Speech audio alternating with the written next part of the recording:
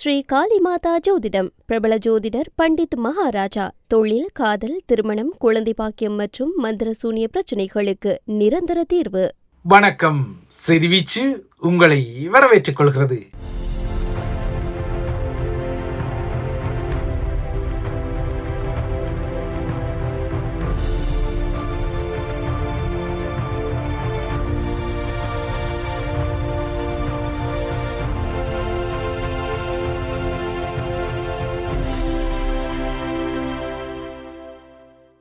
மே மாதம் 1ஆம் தேதி இன்று தொழிலாளர் தினம். தொழிலாளர் தினத்தை மையப்படுத்திய இலங்கை தீவின் அரசியல் கட்சிகளின் ஆரவாரங்கள் வெளிப்படும் நாளில் சிங்கள பௌத்த மக்களுக்கு பௌர்ணமி என்ற வகையில் இன்று வெசாக் தினமாக இருக்கின்றது. வானியல் ரீதியான வெசாக் தினமாக, அதாவது பௌர்ணமியாக இன்று இருந்தாலும் இன்று மே தினம் என்பதால் அரசாங்கம் அரச வெசாக் உற்சவம் மற்றும் வெசாக் வாரத்தை இந்த மாதம் 27ஆம் தேதிக்கு ஏற்கனவே மாற்றியிருக்கின்றது. மே 27 முதல் ஜூன் 2 வரை தான் அரச வெசாக் தினம் என்ற முடிவு எடுக்கப்பட்டதால் இன்றைய பௌர்ணமி தினம் பெரும் களைகட்டல் இல்லாமல் கடந்து வருகின்றது. ஸ்ரீலங்காவின் பௌத்த பீடங்களின் கோரிக்கையின் அடிப்படையில் எடுக்கப்பட்ட இந்த முடிவை தொடர்ந்து வெசாக் தினம், அதாவது வெசாக் வாரம் மாற்றப்பட்டிருக்கின்றது. இதனால் இன்றைய வெசாக் பௌர்ணமியை முன்னிட்டு வழங்கப்படவிருந்த விடுமுறைகள், சிறப்பு விடுமுறை நாளை வழமையாக வரும். அந்த விடுமுறைகள் எல்லாம் மே மாதம் 31ஆம் தேதிக்கு என மாற்றப்பட்டிருக்கின்றது. இதனால் இன்று வெசாக் பந்தல்கள், தன்சல்கள் எனப்படும் உணவுதான கூடங்கள், பெரிய வெசாக் கூடுகள், மின்விளக்கு அலங்காரங்கள் இல்லாத இன்றைய பௌர்ணமி நாள் குறைவான வெசாக் கூடுகளின் ஒளிர்வுடன் கிடக்கும் பின்னணியில் கடந்த 24 மணி நேரத்தில் இலங்கையில் சில பரபரப்பான திகிலான விடயங்கள் அரங்கேற்றப்பட்டுள்ளன.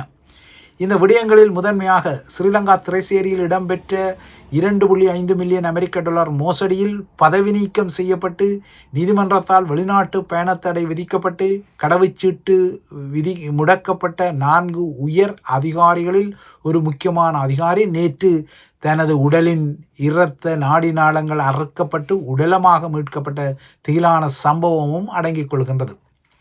ரங்க நிஷாந்த ராஜபக்ஷ என்ற இந்த 50 வயதான அதிகாரியின் உடலம் குளியாப்பட்டியில் உள்ள அவரது வீட்டு தோட்டத்தில் மீட்கப்பட்டிருந்தது.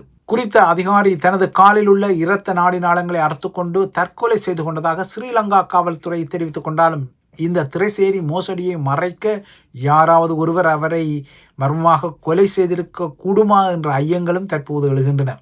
ஏனெனில் இப்போது உடலமாக மீட்கப்பட்ட இந்த அதிகாரிதான் இந்த திரைசேரி மோசடி தொடர்பாக முதலில் ஸ்ரீலங்கா சிஐடியிடம் முறைப்பாடு செய்தவர். கடந்த மாதத்தில், அதாவது ஏப்ரல் மாதத்தில் இந்த விடயம் தொடர்பாக 3 முறை அவர் சிஐடியின் பணியகத்துக்கு சென்று வாக்குமூலம் அளித்த நிலையில்தான் தற்போது அவர் உடலமாக மீட்கப்பட்ட திகில் சம்பவம் நடந்திருக்கின்றது. இந்த அதிகாரிதான் இந்த திரைசேரி மோசடிக்கு வழிவகுத்த மின்னஞ்சல் பரிமாற்றங்களுக்கான முதன்மை தொடர்பு அதிகாரியாக இருந்தவர் எனவும் கூறப்படுகின்றது. இதனால் இந்த மரணம் இந்த மோசடி குறித்த விசாரணைகளுக்கு பெரும் பின்னடைவை இப்போது ஏற்படுத்தியுள்ளது. இந்த மோசடி தொடர்பான ஒரு உயர்மட்ட மூடி மறைப்புக்காகவே இந்த தற்கொலை என்ற பாணியிலான கொலை இடம்பெற்றிருக்க கூடுமா என்ற புதிய திகில்களும் எழுகின்றன.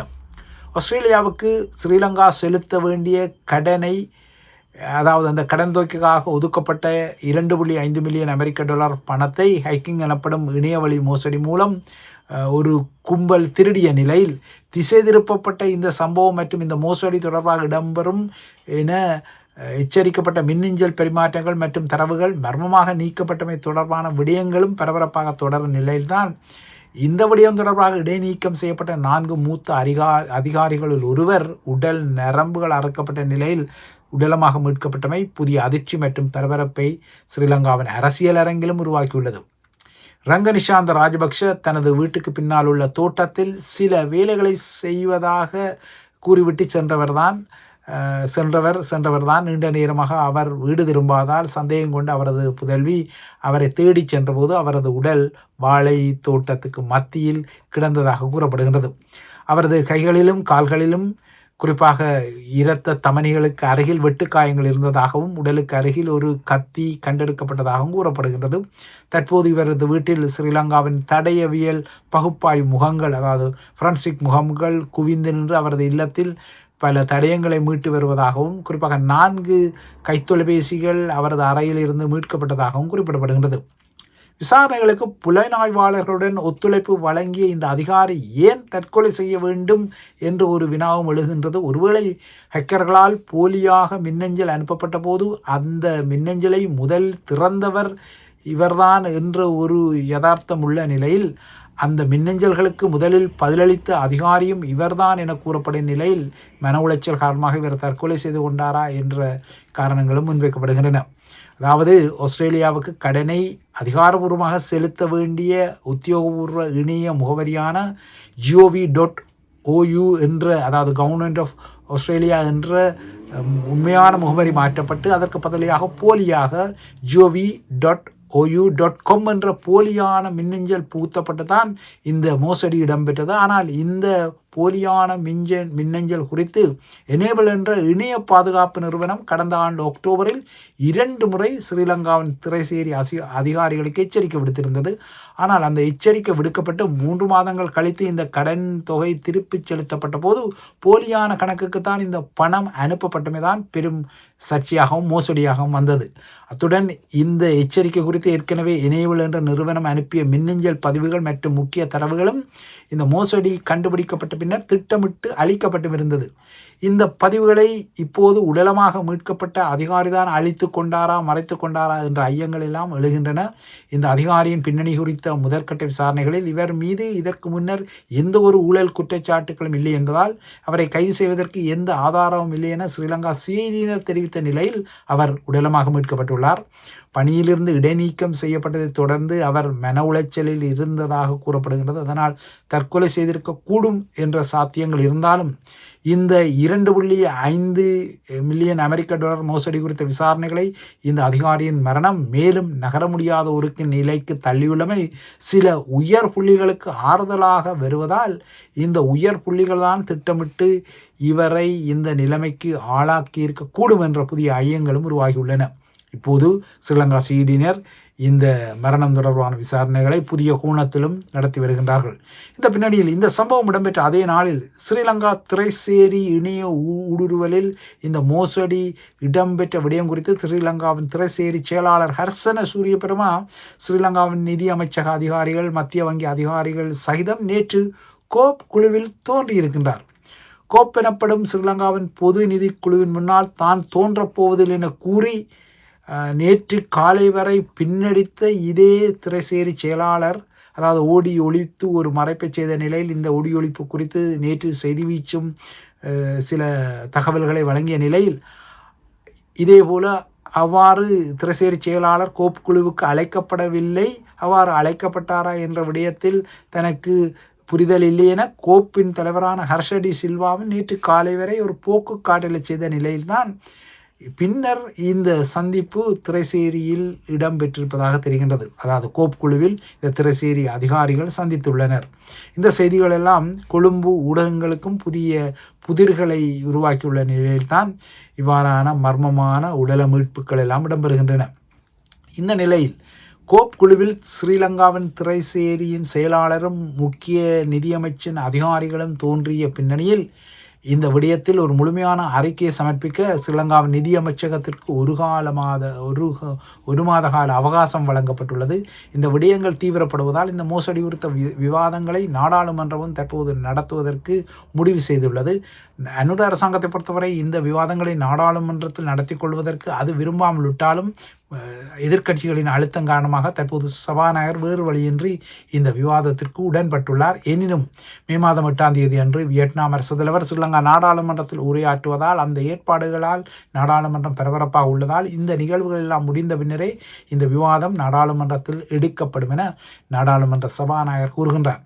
இந்த நிலையில் நாடாளுமன்ற சபாநாயகர் வடக்கின் சுயேட்சை கிளாடியேட்டர் எம்பியான அர்ச்சுனா குறித்தும் சில விடயங்களை நகர்த்த தலைப்படுவது தெரிகின்றது. அர்ச்சுனா அண்மையில் துப்பாக்கி ஒருவரால் பெண்ணொருவரை மிரட்டி அதன் மூலமாக கைது செய்யப்பட்டு அவரது துப்பாக்கியும் காவல்துறையால் பறிமுதல் செய்யப்பட்டு அவர் பின்னர் பிணையில் விடுவிக்கப்பட்ட நிலையில் இந்த விடயம் குறித்து ஸ்ரீலங்கா காவல்துறை அதிபர் தன்னிடம் சொல்லியதாகவும் சில நாடாளுமன்ற உறுப்பினர்கள் தங்கள் முறையற்ற செயல்கள் மற்றும் கருத்துக்கள் மூலம் தங்கள் சொந்த வளர்ப்பு மற்றும் தமது புத்திசாலித்தனமற்ற தன்மையை வெளிப்படுத்தியதாகவும் சபாநாயகர் நேற்று கடுமையான கண்டனங்களையும் கருத்துக்களையும் தெரிவித்திருக்கின்றார். குறிப்பாக பெயரை சொல்லாவிட்டாலும் அர்ச்சுனா குறித்து தான் இந்த கண்டனங்கள் இருந்தன.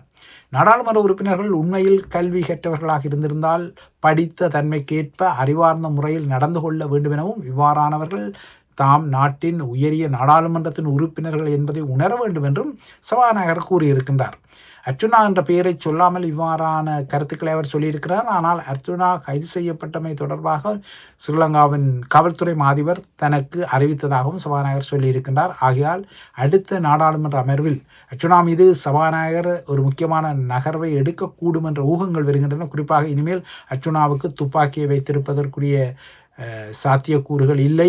அவருக்கு இந்த விடயத்தில் நிரந்தரமான தடையை விதிப்பதற்குரிய பரிந்துரையை சபாநாயகர் ஸ்ரீலங்கா பாதுகாப்பு அமைச்சகத்துக்கு அனுப்பக்கூடும் எனவும் எதிர்பார்க்கப்படுகின்றது.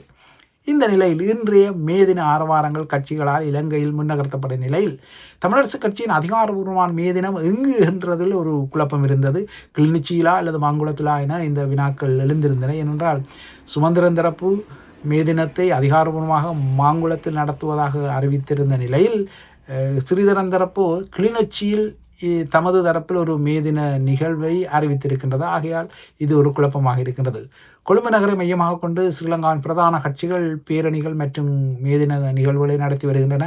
அரசாங்கத்தை பொறுத்தவரை அது இந்த முறை நாடாளாவிய ரீதியில் 21 மாவட்டங்களில் 21 மேதின பேரணிகளை நடத்தி வருகின்றது.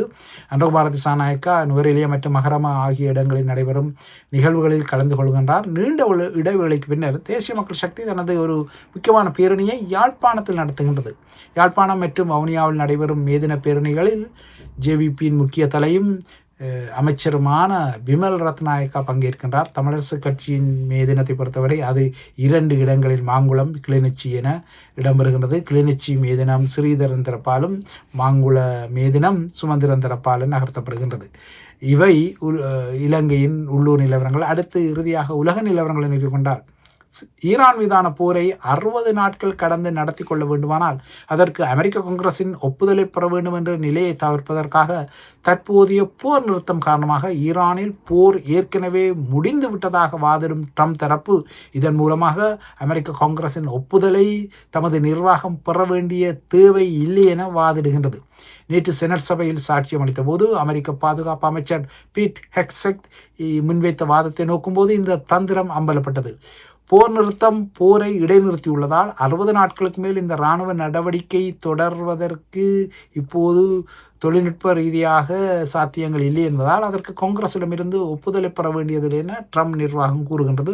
கடந்த பிப்ரவரி 28 சனிக்கிழமை அன்று தொடங்கிய ஈரான் மீதான போர் ஏப்ரல் 7 தொடங்கிய 2 வார கால போர் நிறுத்தத்துடன் முடிவுக்கு வந்ததாகவும் அதன் பின்னர் தமது தரப்பால் போர் நிறுத்தம் நீடிக்கப்பட்டிருப்பதால் ஈரானில் போர் ஏற்கனவே முடிந்து விட்டதாக ட்ரம்ப் தரப்பு வாதிடுகின்றது. இதனால் காங்கிரஸின் ஒப்புதலை பெற வேண்டிய தேவையை அது தவிர்க்க முயல்கின்றது.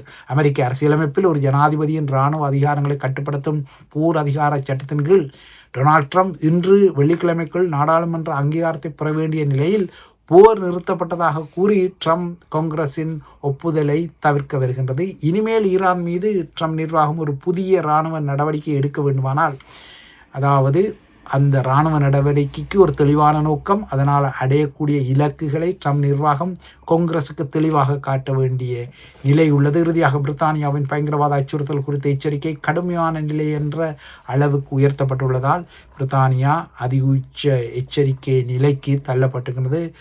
இந்த வாரம் வடக்கு லண்டனில் யூதர்கள் மீது கத்திக்குத்தி தாக்குதல் நடத்தப்பட்டதை அடுத்து இந்த எச்சரிக்கை நிலை உயர்த்தப்பட்டுள்ளதால் பிரித்தானியாவில் உளவு முகங்கள் மற்றும் காவல்துறையின் விசேட பிரிவுகளை எல்லாம் இந்த தாக்குதலை தடுக்கும் வகையில் களமிறக்கப்பட்டுள்ளதாக அறிவிக்கப்படுகின்றது. இவைதான் செய்தி வீச்சின் இன்றைய முக்கிய விடயங்கள். தொடர்ந்தும் செய்தி வீச்சுடன் இணைந்து கொள்ளுங்கள்.